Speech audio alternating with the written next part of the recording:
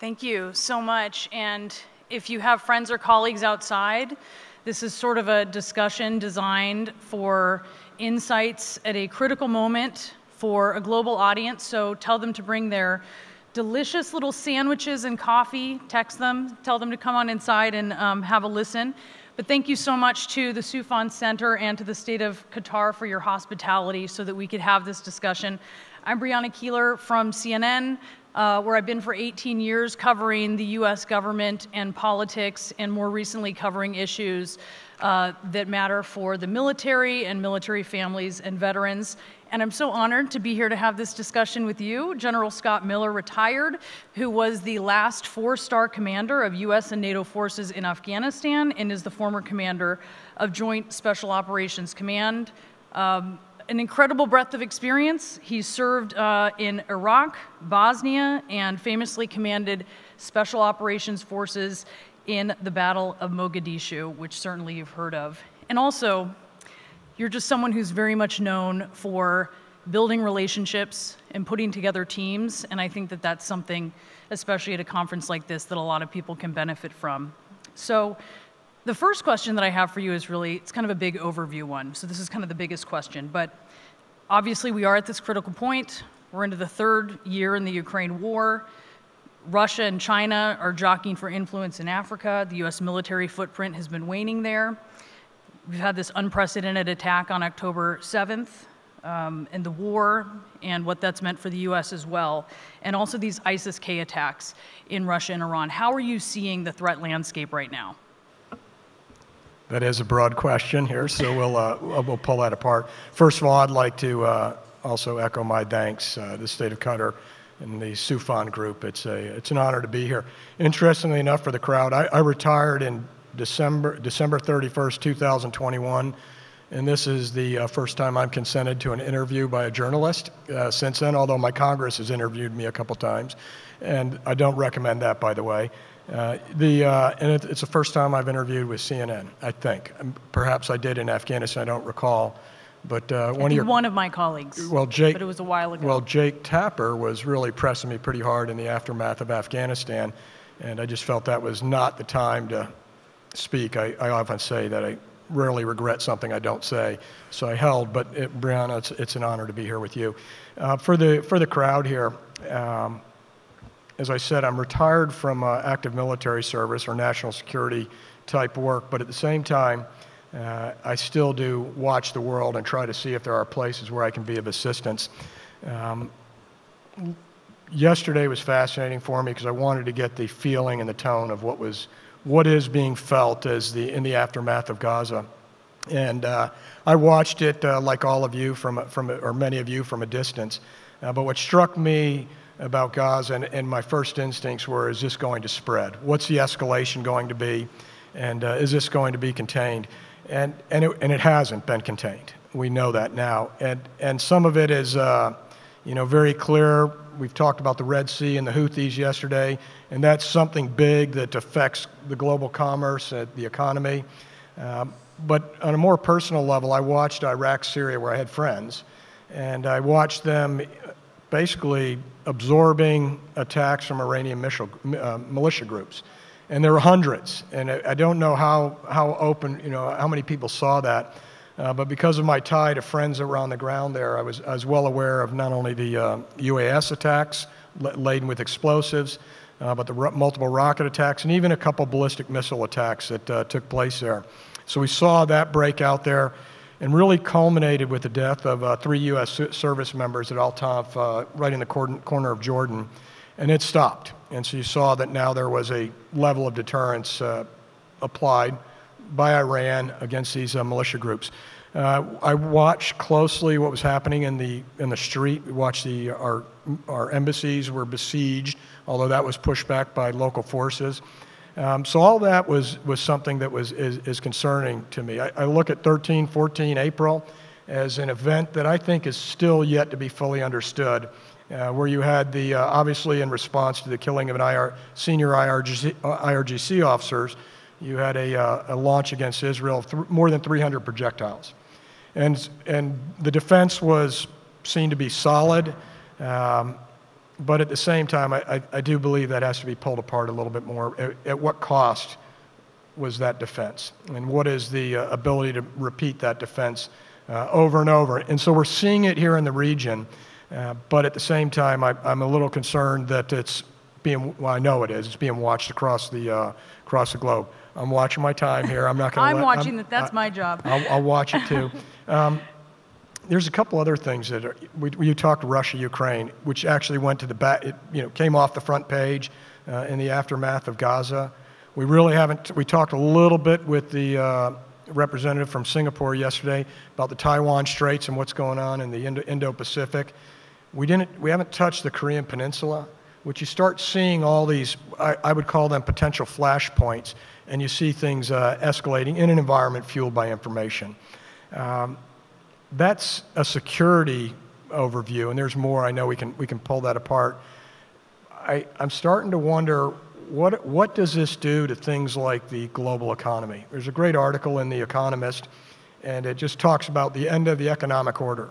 And we've seen disruptions to the global economy. COVID, certainly the 2008 financial crash. But when does this violence start driving it? And then last but not least, I look at the world, we in reference yesterday a bit, was 2024 is the year of a pretty serious election in the United States of America that as I travel around the world is watching that election closely. Yeah, it's going to be potentially monumentous here. When you look, I know you focus a lot on the tech piece and the role of technology and AI on the battlefield, and we're starting, some of it's kind of opaque, the reports that we see of how it's being used, but we see that it's being used. It's in Ukraine, it's very much a laboratory. We see the reports about how Israel is using it. How do you see the advantages and the vulnerabilities of military use of AI? So if I don't just focus on artificial intelligence, but a little bit broader, and so how I really started thinking about this was I was at a communications conference, and I was speaking at the communications conference. It's people that are trying to figure out how to operate in the world for the future. And out of the blue, I was asked by somebody, what are the tech trends that concern you the most? And I said, well, there are many, and by the way, tech also has a lot of benefits. Artificial intelligence and where we're going with quantum computing, you can see the great benefits of that. But as a security person, as I look at it, the two that jump out at me that are starting to bother me, because I think we're a bit behind on it, are the use of drones or robots combined with artificial intelligence. When you put those two together, I'm not sure the world has grasped how quickly it has moved. In 2016, we were working against ISIL in the Levant, and for the first time, we saw an adversary use something from above, and it was a very crude device, probably a DJI Phantom, a drone, with a improvised explosive attached to it. And they'd fly it over a concentration of troops. In this case, I think it was the Kurds, but it also occurred with U.S. troops. And they'd fly at about 1,000 feet, so you don't even see it. And all of a sudden, there's an explosion on the ground. And as we saw that, we immediately went up and we talked to our leadership, and we said, hey, we've got a problem. We right now have a counter UAS problem. And we all knew, and it wasn't something that was decisive on the battlefield necessarily, but you knew we were at the begin state of where this was going. And in the U.S., we had used drones quite a lot. The MQ-9s have been around for a bit, but this was something different. And when you start now taking technology and putting it together, what's happening, and I haven't been to Ukraine, but I've been talking to people that have been in and out of Ukraine. It's something we need to think about not only as a tool on the battlefield that we should use, but it's how do you defend against something like that? And when I worry about being behind, I start thinking of troop concentrations. I start thinking of strategic targeting. And a lot of people will say, well, troop concentrations aren't strategic. But at least for the United States of America, you start killing U.S. service members, that quickly becomes very, very important to our domestic audience. And the expectation is we protect them. So I see this growing, and I don't know where it stops quite yet. It's concerning to you. It is.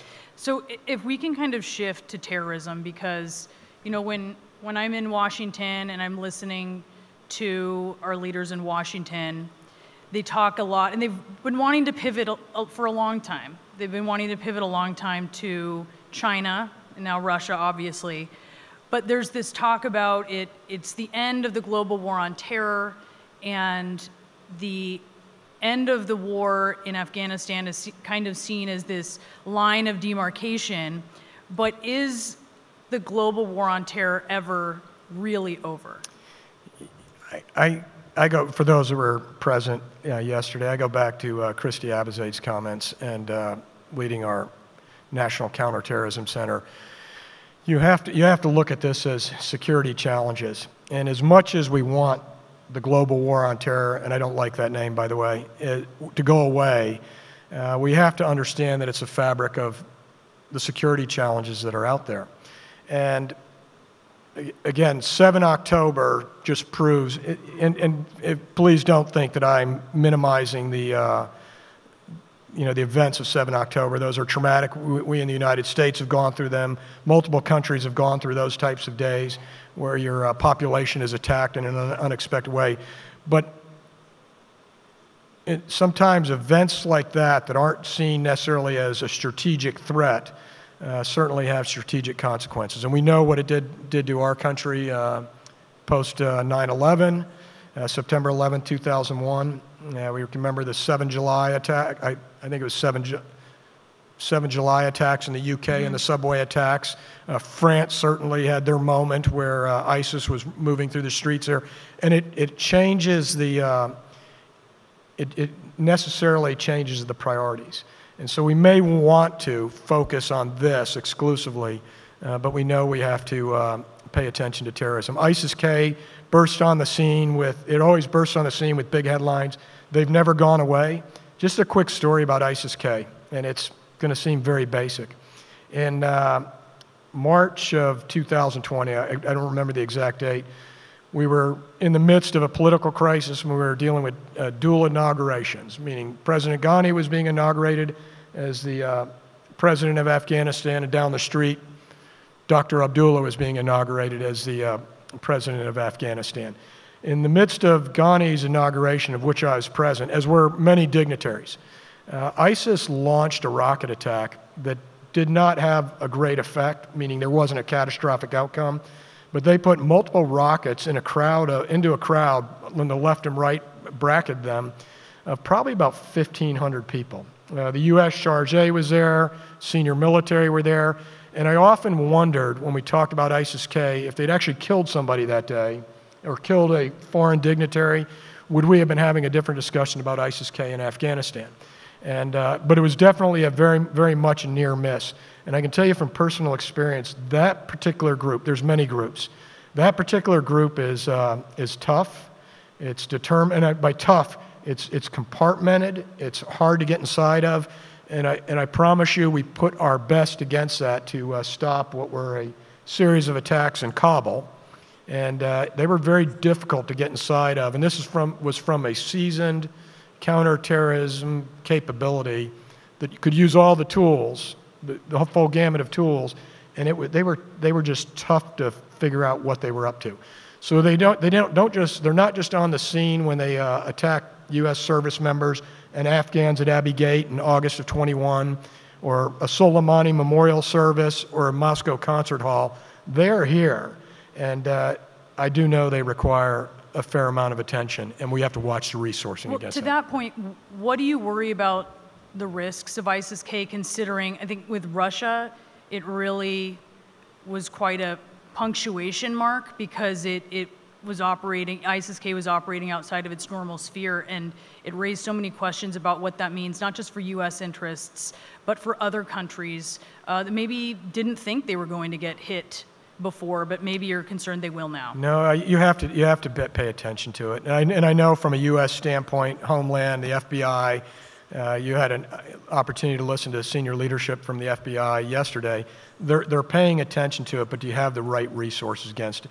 And so in this national security environment, if you talk about something that worries me, is you're having to make choices. But to me, this is not juggling balls. It's, if you're a great ball juggler, maybe 5 or 6 or 7, this has to be about spinning plates, and the plates all have to keep moving. And you have to be paying attention to it, because you may find you're looking over here and something happens that now you're ended up having to pull off another important achievement. And that's the decision making of leaders. How do you allocate these resources? But I don't think you don't lose the experience that was gained in the global war on terrorism, if you will. I want to talk about some of the lessons that you have learned. You have such an incredible breadth of experiences. And specifically, if we could just focus in this moment on Afghanistan and the roads not taken, because obviously the U.S. can't go back and take those lessons for that war, but maybe these are really important lessons that can be applied for the future. I'm curious to know what you think about that. Obviously, it's a defining conflict for you. It's a defining conflict for so many people of my generation in the U.S. I graduated college, class of 2001. It's been a through line in my journalism career. I covered the Obama administration and was there at the White House the night President Obama announced that Osama bin Laden had been killed. But the real way, just a personal point that it's impacted me, is that the next year I met a guy I would end up marrying, who's an Army Special Forces officer who was between deployments to Afghanistan.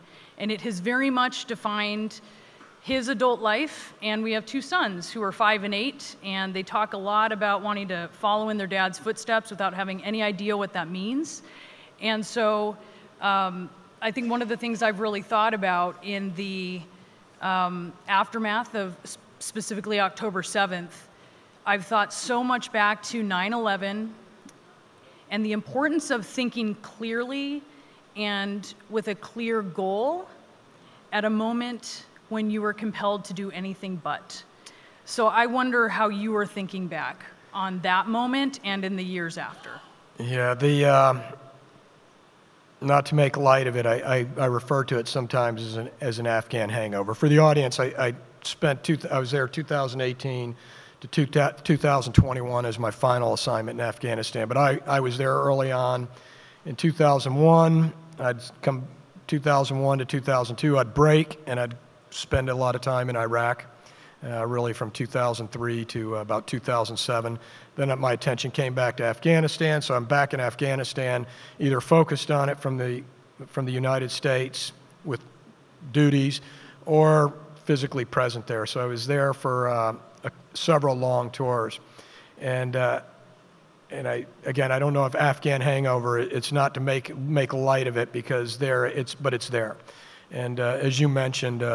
Your husband has a lot of experience there too, as do many veterans, not just of the United States, but it was a multinational coalition. And we have to acknowledge the optic of the last 2 weeks of Afghanistan were terrible to watch. We know that.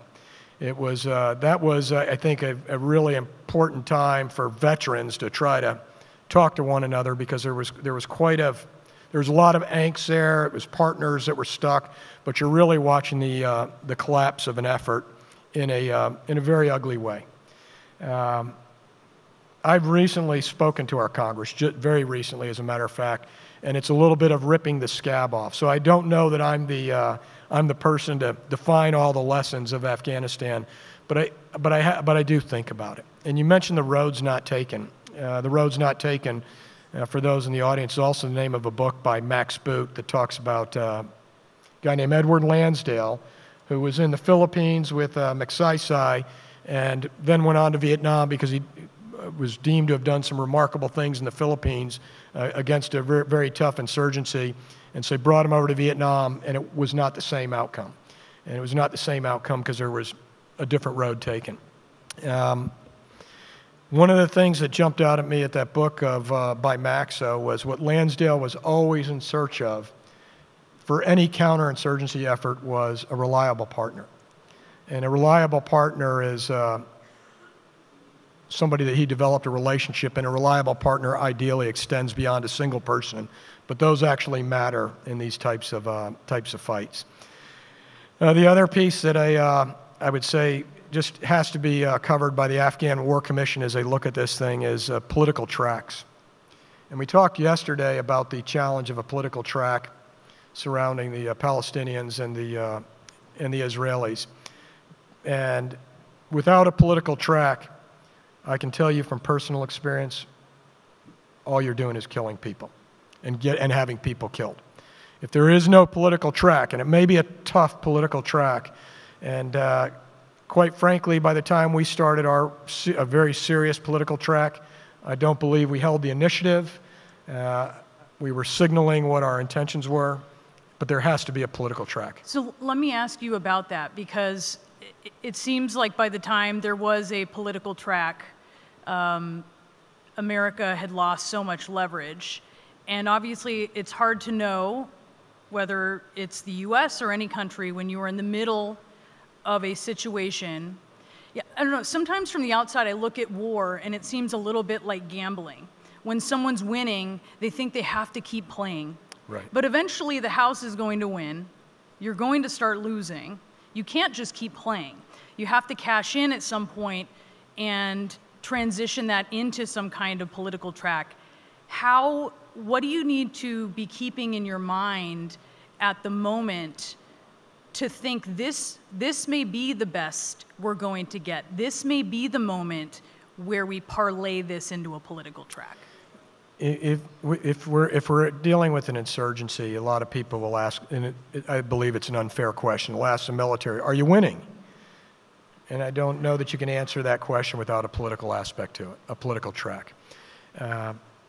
Winning is, you may have initiative on one day, your adversaries may have initiative, the insurgent may be running the table there, and you're working to stem that violence. But winning has to be seen as a whole of government approach. Maybe different if you have a clash of armies, but even when we see the clash of armies, we often see it. You have an initial clash, and it devolves into an insurgency, and those are very hard to work with. On a road not taken, I believe there's an historian in the future who will lay this out. There's an author, there's a writer who will lay this out, and he'll talk about the different opportunities. And it'll be with some hindsight, which is always, the vision's a little clearer as you look at it in the rearview mirror, who will see there were opportunities with our experience in Afghanistan to, one, clearly state what we were doing, and then try to make sure we weren't overreaching, but at the same time, there were opportunities for political progress prior to 2018. Late 2001? Potentially. That's a time where we certainly had the initiative on the battlefield, and a time. But those are hard for decision makers because there's what you talked about earlier, Brianna. You talked about that initial emotion. And it's easy to say be clear-eyed and really go into this with your eyes wide open and thoughtful. But oftentimes you have almost a bloodlust. And the bloodlust has to be controlled. I tell you, you mentioned trauma. I actually worry about the IDF. Trying to get inside their heads of what they're seeing in Gaza and other places, because I think it's a lot of carnage. And that no matter how battle-hardened you are, eventually that carnage and that human tragedy, it may not hit you in the middle of the fight, but it's down the road. I think no doubt it is. It's down the road. Lesson learned from Somalia. So we'll talk Black Hawk Down. That's the battle we're talking about, 3-4 October 1993. I tell people I was a captain at the time. And almost the accidental commander on the day, but I found myself on the streets of Mogadishu during that event. Tons of tactical lessons. At the tactical level, I recently just talked to the task force commander, which was a man named, a two-star general at the time, named Bill Garrison. I just went to visit him in Texas and talked to him because I always found him to be one of the most interesting leaders I ever served with. But as a captain, I didn't realize the strategic choices he was grappling with. And really the strategic choices evolved around risk. And not just risk to the force. I mean, in the day we lost 18 service members, about 100 some odd service members wounded in a fight. But I always wondered how he was managing that risk. And it turned out to be a decisive point for the United States of America. It was surprised everybody back home. Bill Garrison, who was one of the finest commanders and very strategic, really took the brunt of that. There was a couple other people that took the brunt of that, but Bill Garrison would never be promoted again. And I thought that was a shame for the U.S. military. I thought that was a shame for the United States of America because he was such a, I think he was such a thoughtful guy, and I was thinking, wouldn't we have wanted him around come 2001? But really the thing I walked away with and continued to carry through my military career was how do you evaluate risk? And how do you evaluate risk not in terms of just protecting the force, but the operational risk? And people will tell you, military commanders stay out of strategic risk. That's a civilian leadership's job, and it is. But at the same time, they need to be informed by what's going on the ground there. As I mentioned at the beginning, General Miller is someone who's known for, I think, just your genuine quality of relationships that you cultivate with people and how that has served you so well over the course of your career. A lot of what people are doing here, they'll be starting new relationships or maintaining some here at this forum on the sidelines. And I wonder if you can just speak a little bit about how you have built relationships in the service of partnerships that serve long-term goals. Well, as I look at the crowd, it's not, there's still some younger people in here. I actually think it's never too early to start building a relationship. You may not be in a position of seniority, but you build a relationship. We talk partnerships, and I always go beyond partnerships. Afghanistan, I almost thought it started sounding like a slogan. We're going to be shoulder to shoulder. We're going to be shoulder to shoulder as we go forward. And we'd say that over, and it became more of a rote saying as opposed to something that really meant something to me. And in reality, most of the coalition came in for 6, 7 months, maybe a year, left. Some, like your husband and myself, you had repeated tours in Afghanistan. In Afghanistan, I never felt we appropriately built the right relationships. And then I found myself as a senior military leader. I said, okay, well, what am I going to do about that? I've seen good examples of it, but I don't mean on a comprehensive basis. What I will tell you, there's some reps in here from our Defense Intelligence Agency, and I was out talking to them last week, and I had these great analysts, and they always wanted to know more than me, and they were going to always show me that who was going to be smarter on the problem, and I shared a secret with them, and I won't share it here, but because it's a little sensitive. But I shared a secret with them. I said, "How many of you knew this was going on in Afghanistan?" And none of them raised their hands, and they were a little stunned because it was a pretty big deal. I did not get that intel through the intel community. That information, that knowledge, came from a solid relationship that was built over probably about 12 years from a senior person in the Afghan on the security side that felt comfortable enough to share it with me. And actually, I'm glad he shared it with me because I think we forestalled a very, very deep crisis, but that's relationships. How do you know if you're doing it right? I mean, what are the things that you've done I think it comes pretty naturally to you, but what are the things you've done in service of that? First of all, I'm not a fan of office calls. I think an office call is the worst place to build a relationship. I know they're necessary, and we have to do them, and it's good for our staff, so they get to schedule us and make sure we do an office call. But I would like to take a relationship a step or two further. And I think you can take it into a less formal setting, and you develop it over time. I will tell you, I have some wonderful relationships here. I'm going to give them a hard time for not being here for our fireside chat. And I have those relationships that were born over time. In this case, a very tough negotiation with the Taliban. But we didn't form it in office calls. We formed it over cups of tea, cups of coffee, as we were trying to figure out how are we going to do this. And so it's difficult because sometimes you're walking across different cultural lines. But you know when I told people, I said, you know when you did it in Afghanistan is when you actually got to meet somebody's family. If you hadn't ever met their family, you weren't quite sure if you had a relationship. But relationships will empower you to solve problems, and they'll provide you more information. And even with the wonderful intel apparatus, you'll always be a step ahead of that intel apparatus if you have the right relationships. And just a final plug for going on a walk.